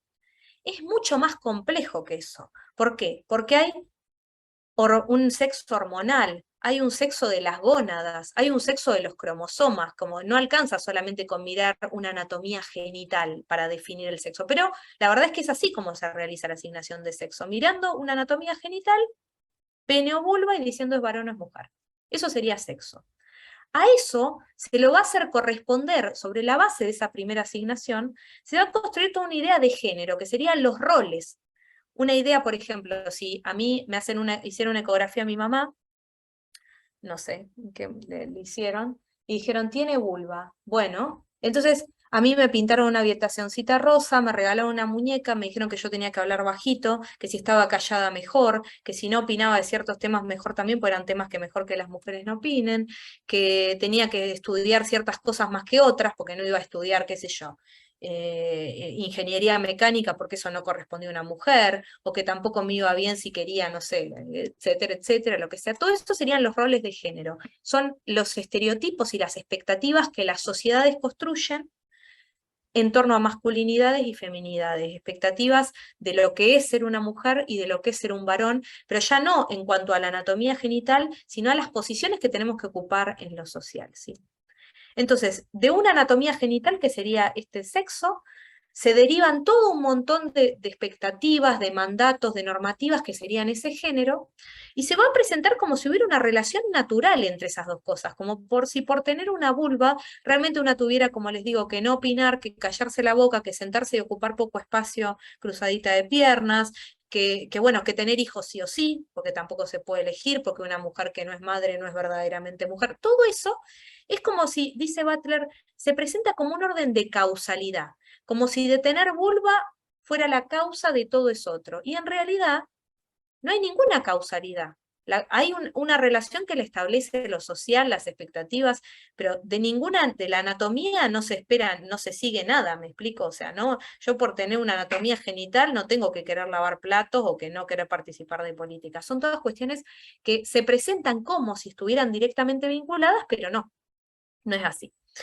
Y por otro lado, eso se le suma un tercer elemento que es el factor deseo, que se va a pensar que si yo nací con anatomía genital vulva, si tengo que cumplir con los roles de género de las feminidades y cumplir todos esos mandatos, también tengo que tener un tipo de deseo particular. ¿Un deseo de qué forma? Heterosexual, es decir, hacia personas del sexo género opuesto. Y todo eso se va a presentar como si fuera un continuo necesario, decimos en filosofía, que quiere decir que no puede ser de otra manera, que tiene que ser así. ¿Qué nos dice Butler? El sistema de sexo, género, deseo, el poder patriarcal, funciona en nuestras sociedades porque nos hace creer que eso es natural, nos encubre que eso no es natural. Nos presenta todo esto como si fuera así, como una cosa derivada de la otra espontáneamente, y en realidad no. Personas homosexuales quiebran esto, porque muestran que por tener una anatomía genital y cumplir un rol de género no necesariamente vas a desear a una persona de sexo género opuesto. Personas trans rompen esto también, rompen esta apariencia de naturalidad, de este continuo, porque también muestran que por tener una anatomía genital pueden querer identificarse, pueden haber nacido con una anatomía genital vulva y sentirse varones, y pueden querer identificarse con ese deseo, y pueden desear mujeres o varones o ambos. Entonces, Butler nos llama a poder ver que esas relaciones que naturalizamos son en realidad formas sociales, aprendidas, costumbres, lo que ella llama la performatividad del género, tiene que ver con eso. El género, dice ella, es una práctica, es un ritual, que lo implementamos todo el tiempo, y por eso nos olvidamos, es como... Yo lo performo, siempre digo, lo performo todo, porque tengo los aros, me gusta, a veces me maquillo, a veces no siempre, no me peino mucho, pero un poco, me pongo cierta ropa, qué sé yo, bueno, todo eso tiene que ver con reproducir este modelo hegemónico, ¿no? Si yo me dejara un bigote y me pusiera una barba, eso generaría ya una mínimo desplazamiento. Aparte es un sistema bastante inflexible. Ya no depilarse puede generar un quiebre, cosas quiero decir muy mínimas y muy chiquitas, o que un varón se ponga un vestido y salga a la calle un varón cis varón, ¿no? Ser cis varón es justamente que tu identidad de género coincida con lo que te asignaron al nacer. Pero bueno, son pequeños quiebres, ¿no? Y esto tiene que ver, y acá es donde viene la implicancia en términos de la justicia, que las personas que no encajan, que desafían esa continuidad del sexo, del género y el deseo, son excluidas, o sea, son marginalizadas del orden social. Pensemos en las personas trans y travestis, o en las personas homosexuales hasta antes de tener leyes, por ejemplo, que defendieran derechos, ¿no? Entonces, ella dice, Butler, el género es como una matriz por la cual leemos a los otros como seres humanos. Y si no los vemos en esa continuidad del sexo, género, deseo, se deshumanizan muchas veces las vidas. Y son vidas que no pueden ser vividas, que no pueden ser lloradas, porque no vale lo mismo cualquier vida, no da igual, dice ella. Cuando muere asesinada una travesti en la esquina acá, donde yo vivo en La Plata, en la esquina de 1 y 63, no le importa a los vecinos que viven ahí, muchas veces no les importa. ¿Por qué? De nuevo, porque esto que decimos, ¿no? El poder que hace deshumaniza, ¿no? Quita humanidad. Y quita humanidad y objetualiza. Entonces después legítima. Y dice, pero si eso no era una persona, eso que asesinaron, ¿no? ¿Cuánto de esto de los discursos de odio también que se escuchan hoy, ¿no? Hablando del intento de atentado, ¿no? Lo mismo, ¿no? Es deshumanizar. Fíjense a Cristina también cuántos adjetivos de animalidad se le atribuyeron. Esto, ¿se acuerdan que hablábamos de María Lugones de la colonialidad del género? Que decía que las mujeres colonizadas no eran consideradas mujeres, sino que eran animalizadas también. Otro tanto, ¿no? Lo mismo. Insultar como animalizando tiene que ver con quitar humanidad también. Y quitar humanidad es lo que después permite toda esta construcción de discursos de odio, de discursos de muerte, discursos de asesinato. Entonces, Butler, en otra constelación, pensando en otro contexto, pero está diciendo eso. Tenemos que defender un modelo de sociedad donde todas las vidas puedan ser vividas y donde no haya vidas que valen más que otras, donde no puede ser que no nos conmueva, que no sea indiferente que asesinen a una persona en la puerta de nuestra casa o en la esquina, o que intenten asesinar ni que hablar a la vicepresidenta de un país. No puede ser indiferente eso, ¿no? Tiene que ver con esto. Ella lo enfoca mucho a las disidencias sexogenéricas, pero vamos a pensarlo en términos más amplios hacia las mujeres en general también, ¿no?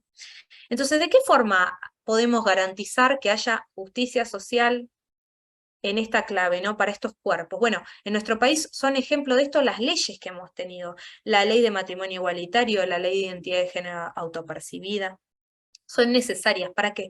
Para romper ese sistema de sexo, género, deseo. Cómo jerarquiza los cuerpos, cómo los ordena, ¿sí?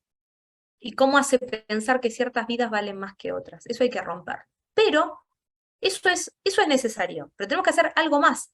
Pues si solo hacemos eso, si solo tenemos esto, ¿no? Bueno, criticamos la hegemonía, la matriz heteronormativa, criticamos el sexismo, pero en este plano, no, hay que hacer algo más. Entonces, la justicia social tiene que tener leyes de reconocimiento de identidades de los cuerpos de la pluralidad, pero también tiene que tener la otra dimensión que la llamamos la redistribución, que acá es donde empalmamos bien con la justicia social, que sí nos resuena más, ¿no? Que tiene que ver con qué? Con el horizonte del trabajo. Tiene que ver con que las mujeres y las disidencias sexogenéricas no solo tenemos un problema por esto del sistema de sexo, género, deseo, porque no nos reconocen, sino que tenemos un problema con el tema de los trabajos que tenemos que cumplir, de los lugares que se espera que ocupemos y los que no se espera que ocupemos. Entonces acá viene todo este horizonte del trabajo y de la redistribución. Esto se ve muy claro, por ejemplo, cuando a mí me gusta mucho Luana Berkins, que seguramente a ustedes les guste también, voy a anotar acá el nombre, yo estoy segura que la conocen, pero si no, va una referente travesti, ella reivindicaba travesti como identidad política, ¿sí? No mujer trans, sino travesti, ¿no? Esa era su identidad política. Yo, si no estoy confundida, fue la primera travesti en ocupar cargos públicos también en nuestro país, ¿sí? Fue una militante, ella estaba en contra del trabajo sexual, creó cooperativas de trabajo para que mujeres travestis y trans también pudieran acceder al trabajo si no querían ser trabajadoras sexuales, que era como la única vía de trabajo posible para esos cuerpos que, fíjense, por lo anterior, quedan expulsados del orden social. Un cuerpo travesti, un cuerpo trans es un cuerpo que no es recepcionado por la sociedad hegemónica, ¿no? Entonces, ¿qué pasa? Eso repercute sobre la posibilidad de acceder al trabajo. Por eso Luana tiene una entrevista, varias, pero tiene una muy linda, donde dice, tenemos ley de identidad autopercibida, está buenísimo, pero ahora necesitamos ley cupo laboral trans, necesitamos trabajo. Porque si a mí me reconocen mi identidad, pero después nadie me contrata para trabajar, ¿qué tengo? Estoy también, o sea, no hay justicia social ahí, no estoy viviendo en una sociedad justa. No estoy pudiendo vivir y realizar mi proyecto de vida. Es muy linda la entrevista que le hace Ana Cacopardo en Historias de Vidas a Luana, que falleció hace unos años también. Bueno, entonces, este horizonte también es importante. ¿Por qué estoy marcando esto? Voy a volver para atrás. Porque una feminista de la ONU, una feminista neoliberal de derecha, puede estar de acuerdo con esto del reconocimiento, puede estar de acuerdo con las leyes de identidad, de matrimonio, de qué sé yo, pero seguramente no esté de acuerdo con este aspecto, no quiera que se transforme esto, no quiera que las mujeres, que somos la mayoría de las personas que estamos en situación de desocupación, de desempleo, etcétera, no va a querer que salgamos de esa situación, ni le va a importar que haya varones en esta situación de desempleo también, junto con muchísimas mujeres o personas racializadas. Entonces aquí es donde también podemos empezar a precisar nosotras desde qué lugar nos interesa posicionarnos, ¿no? Un feminismo que defiende entonces, como les digo, estas dos dimensiones, que estos son términos de la filosofía, la dimensión del reconocimiento, pero también la dimensión de la redistribución. Y esto es lo que molesta mucho de mujeres como Cristina también, que están tocando, no solo están permitiendo que haya leyes de reconocimiento, etcétera, sino que también están tocando intereses económicos, o sea, que están hablando, que están gobernando, que están luchando por un mundo más justo en este sentido también, ¿no? Entonces, para pensar justicia social en clave feminista, esto es lo que me interesa que pensemos, no podemos escindir estas dos esferas, tienen que darse las dos a la par. Y si solo tenemos redistribución, pero no tenemos reconocimiento, tampoco tenemos justicia social plena, ni feminista ni no feminista, pero bueno, feminista, que es lo que nos interesa ahora pensar. Entonces tenemos que pensar en una integración de esas dos, ¿no? Como les decía, hoy hablábamos, ¿no? Al principio creo que fue igual con Julieta, de la moratoria que permitió que muchas amas de casa tuvieran jubilación. Esa es una medida en esta dirección, porque ¿qué tiene que ver? Con percibir como trabajo algo que no era percibido como trabajo, y permitir que esa mujer se jubile. Y no solo esa mujer, acá pues estoy poniendo el foco en el género, pero todas las personas que realizaron trabajos no informales, no reconocidos, que puedan jubilarse. Pero bueno, como pongo el foco en género, estoy hablando de esto, ¿sí? Bueno, ahí veo que ya están saludando, ya cierro entonces. Bueno, para pensar entonces, tengamos esas dos dimensiones. De esto podemos abrir muchísimo más y podemos discutir muchísimo más, pero tengamos presente entonces reconocimiento de las identidades disidentes, de los cuerpos plurales, de las diferentes formas de vivir, de amar, pero también redistribución para pensar la justicia social, es decir, acceso igualitario a los recursos, a la educación, al trabajo, a la salud. No podemos pensar que se puede ser feminista sin exigir esto también, ¿no? Redistribución, ¿no? Volver a pensar lo que el mercado distribuye, redistribuir desde el Estado, desde los planes de producir trabajo, ¿no? Para que las vidas realmente puedan ser vivibles y dignas, para las mujeres y para todos, ¿no? No solo para las mujeres. Bueno, entonces me quedaba pensando en esto, ¿no? En este desafío, ¿no? Para pensar un feminismo donde quepan muchos cuerpos, parafraseando esta idea de un mundo donde quepan muchos mundos, un feminismo donde quepan muchos cuerpos, pero que sea para el 99%, o sea, para las mayorías, no solo para unas pocas como las que estaban ahí en la conferencia de la ONU, diciéndole a Domitila que no hable de esos otros sismos, que no hable de política, no. Un feminismo que hable de política, que hable de racismo, que hable del problema del acceso al trabajo, de la pobreza, y eso nos va a permitir pensar un feminismo que tenga justicia social, ¿no? Y eso nos permite a nosotras encontrar ahí algunos puntos de apoyo. Esto es un proyecto, no, no es algo que está alcanzado ni nada. Si hubiéramos encontrado esto ya yo me retiraba y no hacía más nada. Pero bueno, ese llamado desde ahí, sí. Bueno, me extendí un poquito y no dejó nada de tiempo para conversar. ¿Les interesó? ¿Se llevan herramientas de esto? Bueno, me alegro un montón. No, sí, yo creo que yo le agarré un pedazo nada más, me faltó un poco, pero sí, nos llevamos un montón de cosas, como siempre nos dejás como pensando un montón de otras cosas, así que seguro, y nos dejás letras, nos dejás intrigas para otros temas, así que seguramente seguiremos pensando hacia el año que viene unos próximos encuentros para poder seguir pensando. Se viene un año complicado, así que vamos a tener que seguir pensando mucho. Bueno, compañeras, el lunes, con todos ustedes, nos vemos el lunes, que vamos a seguir. Esta última parte es ESI para organizaciones, ¿sí? Todo lo que es educación sexual integral, pero para organizaciones. Así que, bueno, todas las que les interese, nos vamos a estar viendo el lunes, si Dios quiere, al mismo horario, a las 6:30. Luisina, como siempre, un placer. Gracias, como siempre también.